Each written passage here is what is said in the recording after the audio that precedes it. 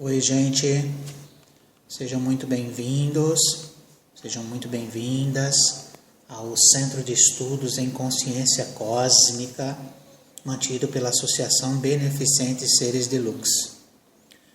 Na videoaula de hoje, nós estudaremos a obra O Tal da Física, de autoria de Fritjof Capra.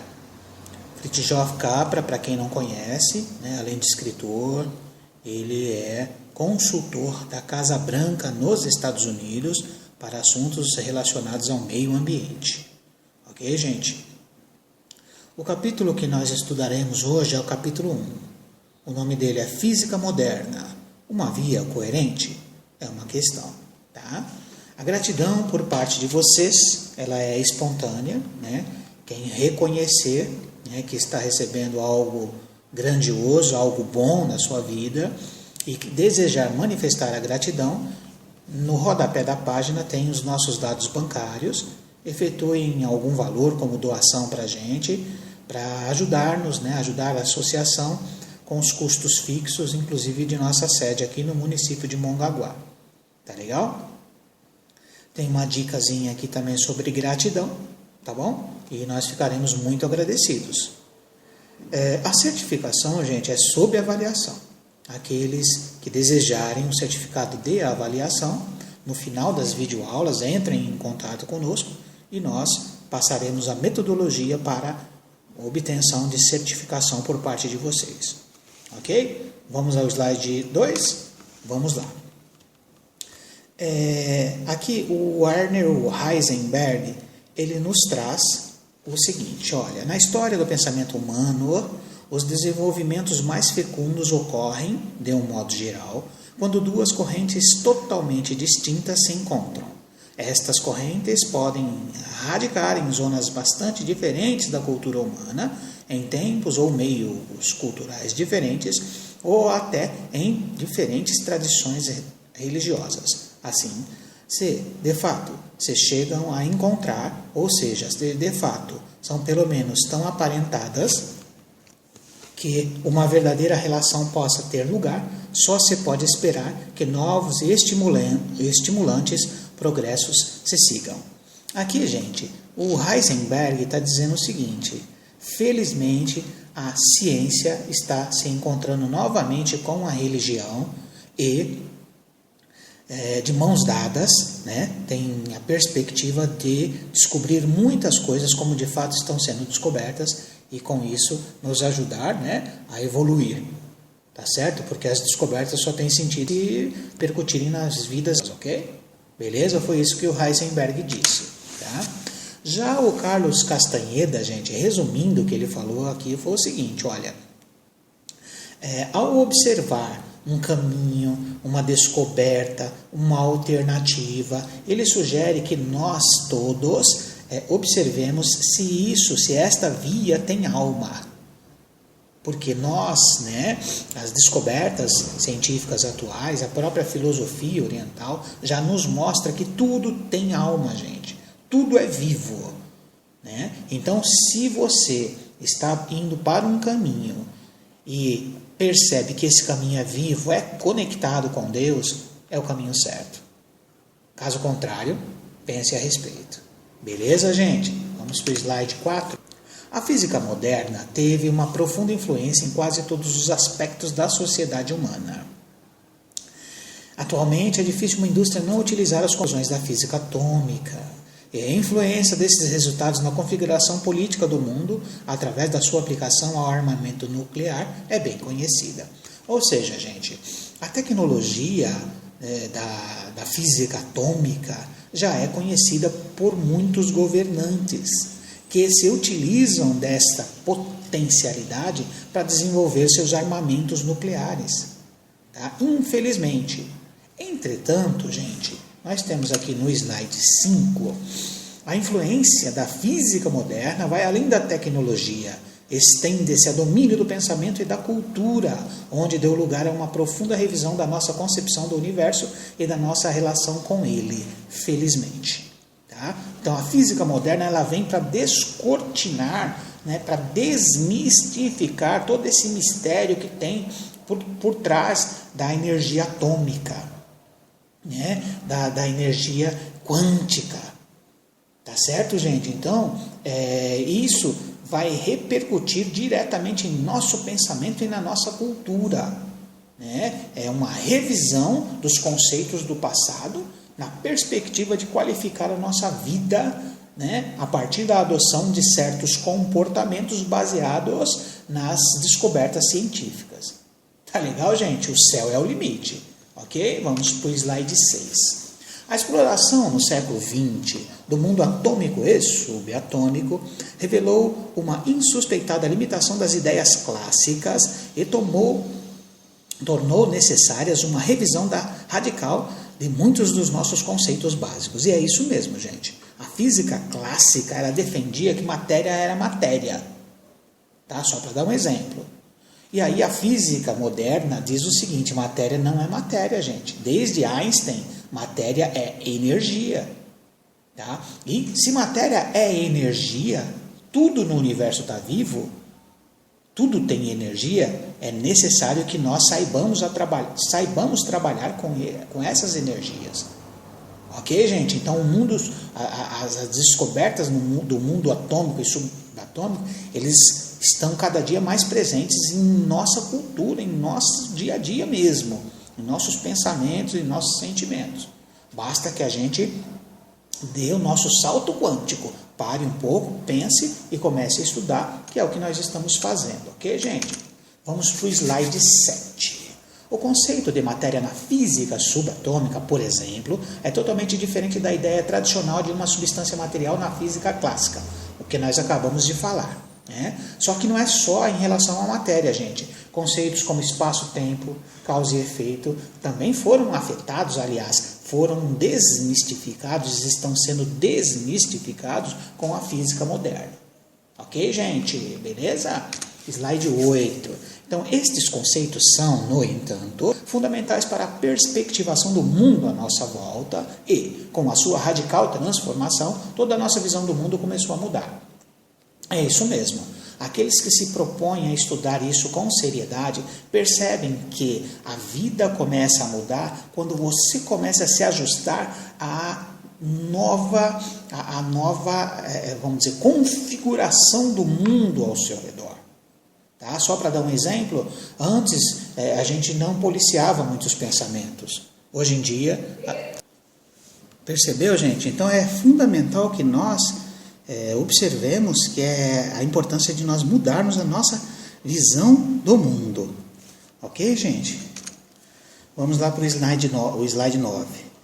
Os conceitos da física moderna mostram, frequentemente, surpreendentes paralelos com as ideias expressas nas filosofias religiosas do Extremo Oriente. Então aí nós temos duas imagens, né?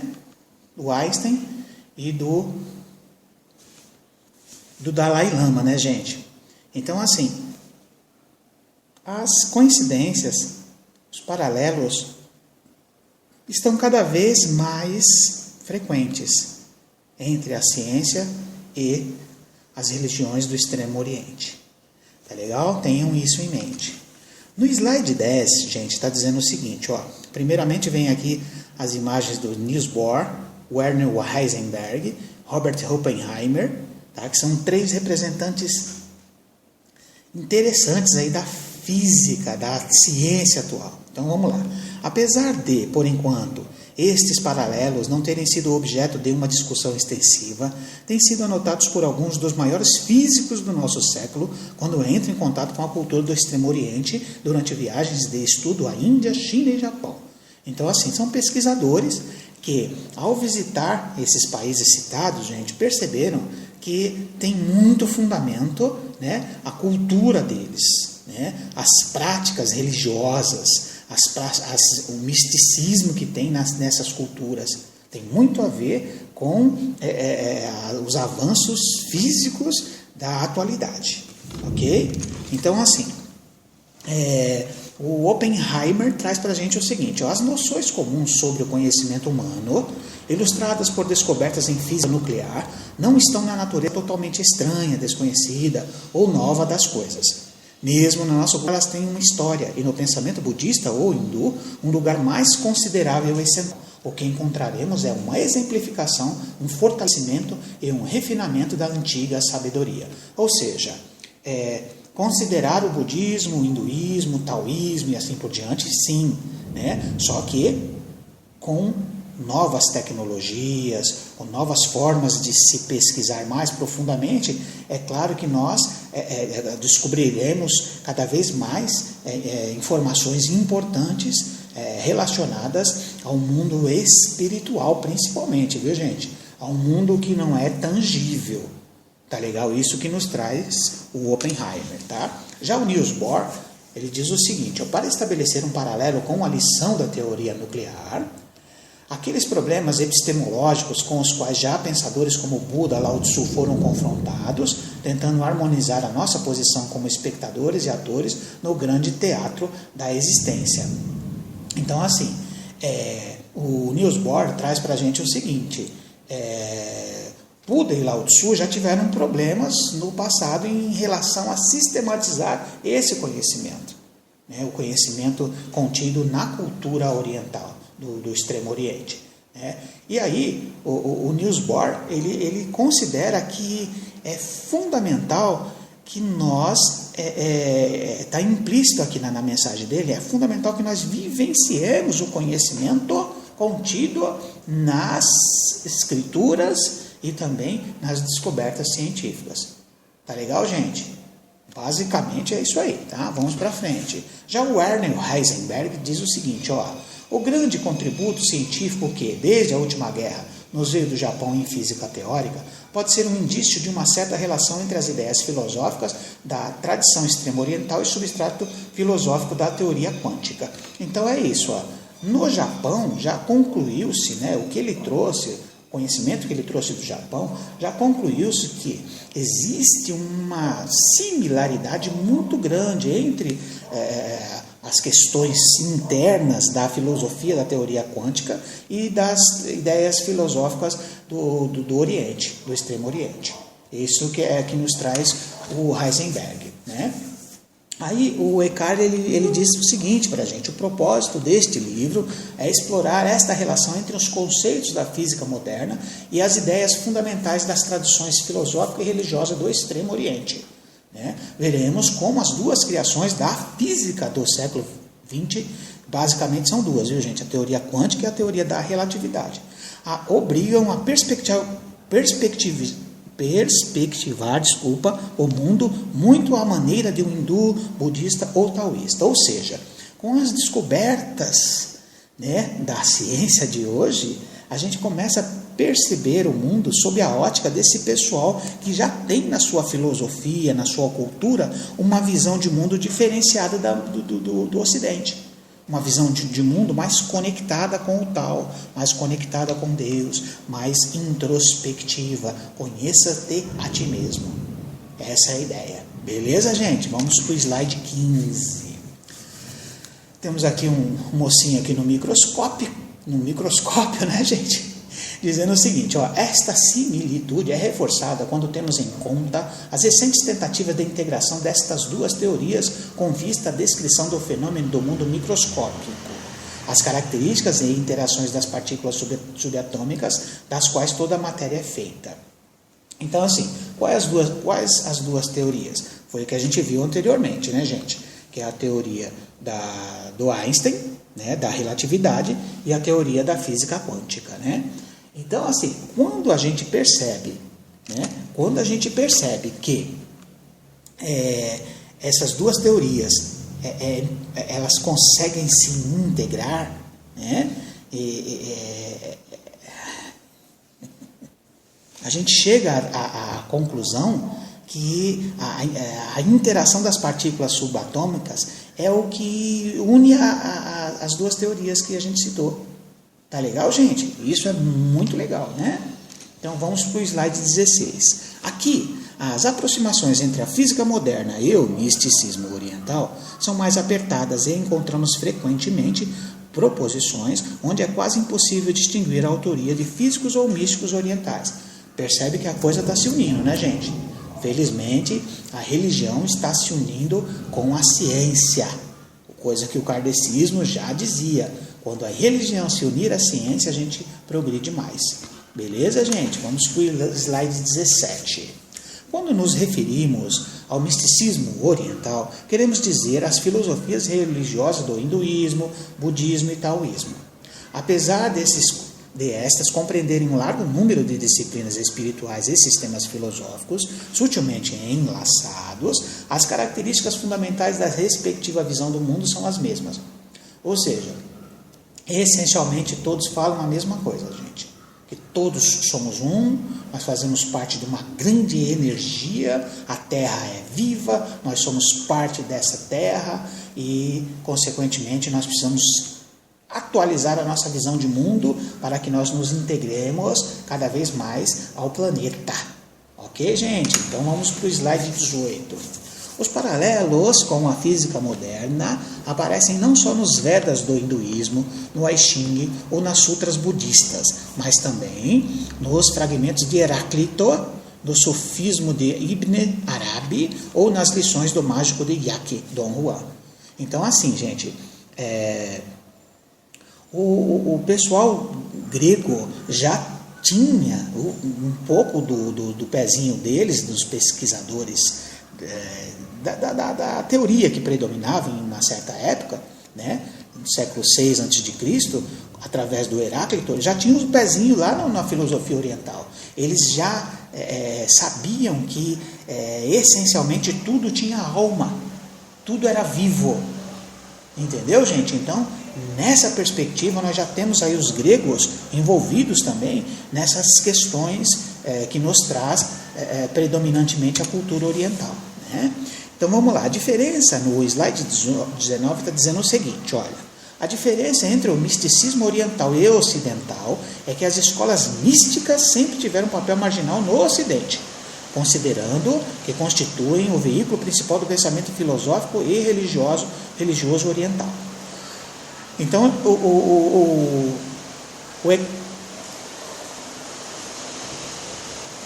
Fritjof, né, gente, ele está dizendo o seguinte para a gente, olha, no Ocidente ocorreu que as escolas místicas sempre foram marginalizadas e todo o conhecimento que elas traziam também eram marginalizados, né? E aí, por conseguinte, a gente, né, o Fritjof, ele está dizendo o seguinte, que focará na visão oriental do mundo para justificar os avanços científicos. Ok, gente? No slide 20, está dizendo o seguinte, ó.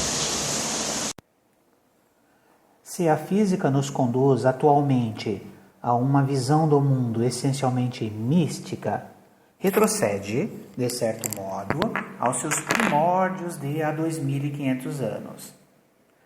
Nos seus mais recentes desenvolvimentos, a ciência ocidental ultrapassou finalmente esta visão e retomou os antigos gregos e a filosofia oriental. Então, assim, gente, pesquisem a respeito do racionalismo, né, que favoreceu o afastamento da cultura ocidental, né, que somos nós, né, o afastamento da filosofia oriental e até de conceitos de antigos gregos, né, pensadores gregos, que nós veremos daqui a pouquinho. Tá? O racionalismo, né, ele tinha caráter eminentemente científico e tudo precisava ser justificado pela observação, né? Se o pessoal não conseguisse observar, não considerava, tá? Por isso que nós estamos um pouco atrasados aí nessa história, mas felizmente nós estamos retomando aí a nossa atualização. Tá legal, gente? Então, olha, no slide 21 está dizendo o seguinte, ó, as raízes da física, como da ciência ocidental em geral, encontram-se no primeiro período da filosofia grega, no século VI a.C., numa cultura em que a ciência, filosofia e religião não estavam separadas. Então, a própria física, né, gente, ela tem um pezinho lá antes do racionalismo. Entendeu, gente? Então, talvez seja, né, o que possibilitou essa retomada, né, dos avanços científicos, considerando a filosofia oriental, que inclusive foi falado no slide anterior. Alguns filósofos gregos já acreditavam em muito do que o pessoal do Oriente já estava descobrindo. Tá legal, gente? Então, vejam aí se vocês entendem essa história, tá bom? Qualquer dúvida, coloca, posta pra gente que a gente esclarece melhor, tá? Então aí, olha, nós temos no slide 22 alguns detalhes aqui sobre o pessoal grego, né? Os Milésios, né, que são filósofos da escola de Mileto, nem sequer concebiam um mundo de matéria, já que encaravam todas as formas de existência como manifestações da física, dotada de vida e espiritualidade. Olha isso. A visão monística e orgânica dos Milésios era muito aproximada à da antiga filosofia indiana e chinesa, e os paralelos com o pensamento oriental são ainda mais fortes na filosofia de Heráclito de Éfeso. Então, olha, esses pensadores aí, né, eram pessoas já adiantadas e que em muito, né, coincidia suas teorias, seus pensamentos com o pessoal da filosofia oriental, que é o Anaximandro, o Anaximenes e o Tales, tá? Então é isso aí, gente, são maravilhosos pensadores aí da Grécia, ok? Vamos para o slide 23. Então nós destacamos aqui no slide 23 o seguinte, ó, o Heráclito ensinou que todas as mudanças no mundo provêm da conjugação dinâmica e cíclica dos opostos, Yin e Yang, gente, tá? E concebia qualquer par de opostos como uma unidade. A esta unidade que contém e transcende todas as forças opostas, chamava o Logos. Olha aí o Heráclito já dando umas dicas para a gente, tá? O pensador grego Heráclito. No slide 24, né, ocorreu o seguinte, ó, a ruptura desta unidade começou com a escola de Eleia, que sustentou um princípio divino estável acima dos deuses e dos homens, né? A unidade que Heráclito acabou de falar, né? Então já teve aí um corte aí com esse pessoal da escola de Eleia, tá? Este princípio foi inicialmente identificado como a unidade do universo, mas foi encarado como um Deus inteligente e personalizado, que permanece acima do mundo e o comanda. Que aí é justamente a visão que nós temos, a grande maioria dos ocidentais tem até hoje, que é um Deus que pune, é um Deus que manda, é um Deus que isso, é um Deus que aquilo, tá? Então, de alguma forma, esse pessoal da escola de Eleia, eles são os responsáveis, né, por esse afastamento das pessoas da fé, viu, gente? Vamos pesquisar a respeito disso aí, tá legal? Já no slide 25 acontece o seguinte, ó, assim começou uma tendência de pensamento que resultou na separação entre espírito e matéria, olha isso, e o dualismo que se tornou característica da filosofia ocidental, tá? Então, coisa de se pensar, em que posição você se encontra? Você é materialista, né? Você acredita só no materialismo, ou você acredita que tudo realmente tem alma, tem espírito, né? Como nos citou um pensador lá no começo. Tá legal, gente? Então vamos para o slide 26.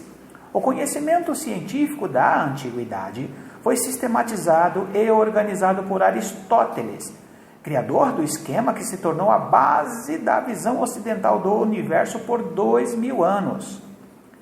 Tá?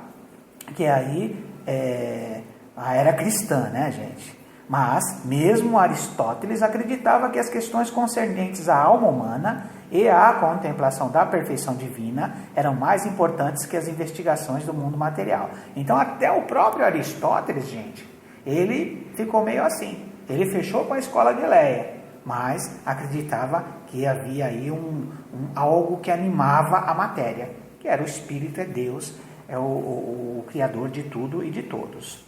Tá legal, gente? No slide 27, nós temos aí, olha, apesar de muitas escolas do misticismo oriental diferirem em muitos pormenores, todas realçam a unidade básica do universo, característica fundamental dos seus ensinamentos. Né? O objetivo mais importante para os seus seguidores hindus, budistas, taoístas, né, é tornarem-se conscientes da unidade e mútua inter-relação de todas as coisas, transcender a noção de indivíduo isolado e identificar-se com a realidade última. Então, olha, todos somos um.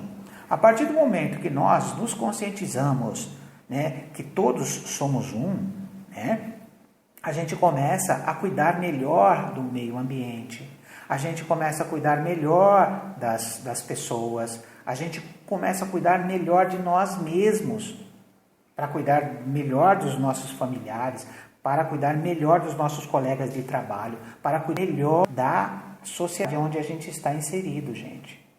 Percebe que é uma mudança na nossa perspectiva de vida. Não é aquela lei de Gerson, cada um por si, Deus por todos. Não é assim que funciona. Muito porque todos nós somos deuses em potencial. Tá? Aos poucos a gente vai aprendendo a pensar nisso. Tá legal, gente?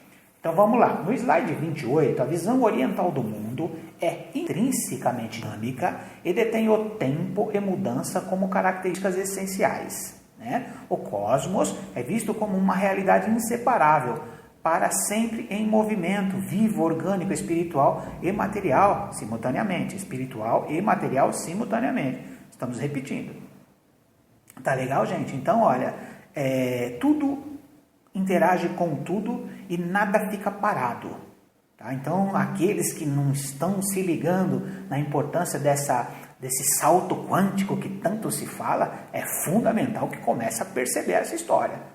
Comece a estudar, a pesquisar, de repente, sei lá, considere esse a nossa videoaula como ponto de partida. Vamos atualizar, gente. Vamos dar uma nossa virada aí na nossa vida. Tá? Tudo está meio complicado, então é importante que você atualize a sua estrada, né? Atualize aí o seu pensamento. Tá legal, gente? Então vamos para o slide 29, né? Ele que, presente em todas as coisas, é, no entanto, diferente de todas as coisas, que todas as coisas desconhece, cujo corpo são todas as coisas, que controla todas as coisas por dentro. Ele é a tua alma, o regulador interior, o imortal. Então, essa citação, né, foi feita pelo autor, é do Upanishad, tá? Do livro Upanishad, é uma sutra. Tá legal, gente? É até meio difícil de falar aqui, ó. É Bradaranyaka, Upanishad. Tá bom? Então, aqui está dizendo o seguinte, gente. A alma, né, o princípio vital, habita tudo e todos, por dentro. Então, nós somos deuses, sabe? Então, ao ser deuses, você pode tudo. Quando você se conecta com a grande inteligência do universo, que é o pai e a mãe ao mesmo tempo, você potencializa o seu poder criativo, você se transforma em Deus. Tá legal? Uma parte de Deus, claro, né, gente? Tá bom? No slide 30, né, nós temos aqui a capa do tal da física, né? Então, este estudo almeja melhorar a imagem da ciência, mostrando que existe uma harmonia essencial entre o espírito da sabedoria oriental e a ciência ocidental. Visa sugerir que a física moderna progride apesar da tecnologia, que o caminho, ou tal, da física pode ser uma via com alma, um caminho para o conhecimento espiritual e realização própria. Olha a proposta dele aqui.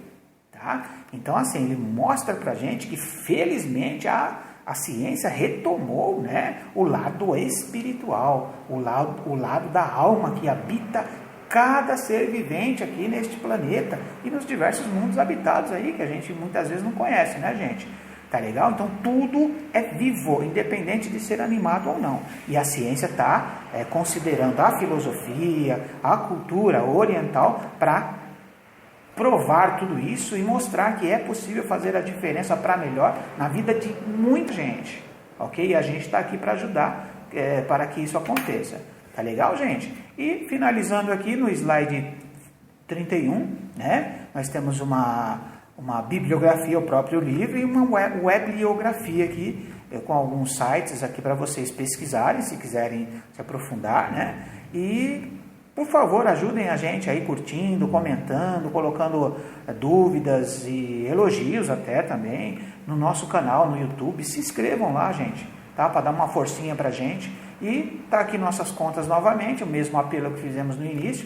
Se você gostou dessa videoaula, se você quer ajudar a associação a expandir esse trabalho de interpretação do conhecimento, das informações que tem disponíveis aí nessa área da consciência, dá uma forcinha pra gente, beleza? Então as contas aí, a gente ficará muito grato, nós estamos muito gratos.